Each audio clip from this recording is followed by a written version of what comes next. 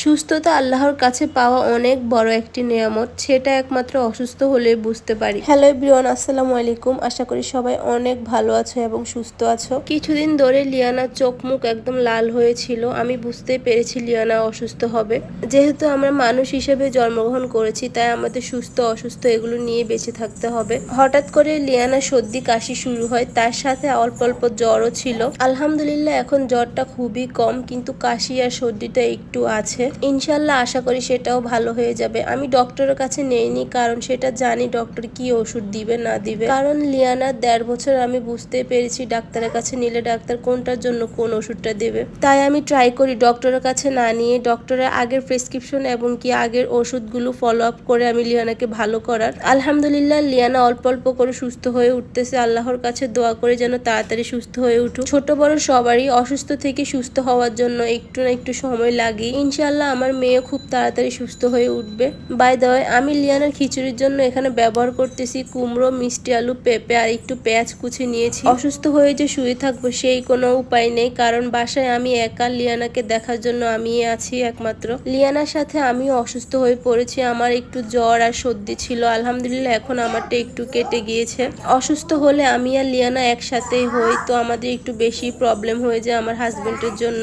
Liana অসুস্থ হলে আমার কাছে একদমই ভালো লাগে না, কারণ আমার বাসার মধ্যে একমাত্র খেলার সঙ্গী হচ্ছে লিয়ানা। দুষ্টামি করুক আর বিরক্ত করুক, দিন শেষে লিয়ানাকে ছাড়া আমার একটু ভালো লাগে না। তো আজকে রান্না করতেছি কুমড়ো ভাজি আর ছোট ছোট চিংড়ি মাছ ভুনা। আমার কাছে বড় চিংড়িটা পার্সোনালি ভালো লাগে না, আমার কাছে এই ছোট মিডিয়াম চিংড়িটা খেতে অনেক টেস্ট লাগে। এই চিংড়িটা ভালো লাগার কারণ হচ্ছে এটা সবকিছুর সাথে ইউজ করা যায়। আমি নুডলসের সাথে এই চিংড়িটা খেতে অনেক পছন্দ করি, তাই আমার বেশিরভাগই এই ছোট চিংড়িটাই কেনা হয়। বড়গুলো কেনা হয় হচ্ছে যখন গেস্ট আসে বাসায় তখন। সকাল থেকে লিয়ানার অনেক কাশি ছিল, এটার জন্য আমি অনেক কিছু করেছি লিয়ানার জন্য। লিয়ানার যখন কাশি আসে তখন একদম থামতেই চায় না। একটু ঘুমিয়েছিল, তখন একটু থেমেছে। এই তো ঘুম থেকে উঠে গিয়েছে। আমি আর লিয়ানা বারান্দায় চলে গিয়েছি। বারান্দার গাছগুলো একটু বেশি বড় বড় হয়েছিল, তো আমি আর লিয়ানা একটু কেটে দিয়েছি। ক্যাকটাস গাছগুলো অনেক তাড়াতাড়ি বড় হয় এগুলো, তো আমি সাইড দিয়ে কিছু পাতা কেটে নিচ্ছি।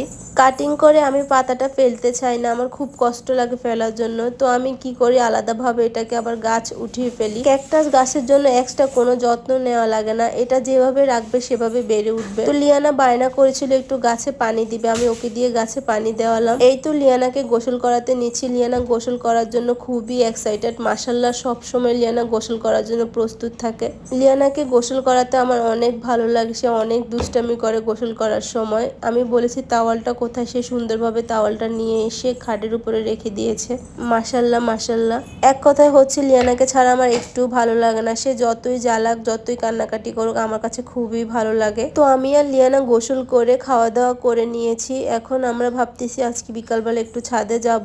আমার কাছে আবার বিকালবেলা একটু না ঘুমালে মনে হয় মাতাল মাতাল লাগে। আমার একদম ঘুমাতেই হয় বিকালবেলা। এই তো আমি আর লিয়ানা একটু রেস্ট নিচ্ছি। লিয়ানার ঘুম চলে আসছে, ঘুম থেকে উঠে আমরা ছাদে চলে যাব। ছাদে যাওয়ার সময় আমি অলওয়েজ লিয়ানার জন্য একটা বল নিয়ে যাই, কারণ সে একা একা বোরিং ফিল করে। অন্যান্য ফ্ল্যাটের বাবুরা থাকে, কিন্তু মাঝে মধ্যে থাকে মাঝে মধ্যে থাকে না, তাই আমি ওর জন্য আগে থেকে কিছু খেলনা নিয়ে যাই যেন ও বোরিং ফিল না করে। ছাদে এবং বাহিরে গেলে লিয়ানা খুব আনন্দ পায়, তাই আমি ট্রাই করি বিকালবেলা লিয়ানাকে নিয়ে একটু ছাদে যাওয়ার জন্য। এই তো কিছুক্ষণ পরে অনেক বাচ্চারা চলে আসছিল, লিয়ানা অনেক আনন্দ করতে। সবাই আমার মেয়ের জন্য দোয়া করবেন যেন অনেক তাড়াতাড়ি সুস্থ হয়ে যায়। আল্লাহ হাফেজ, সবাই ভালো থাকবেন এবং সুস্থ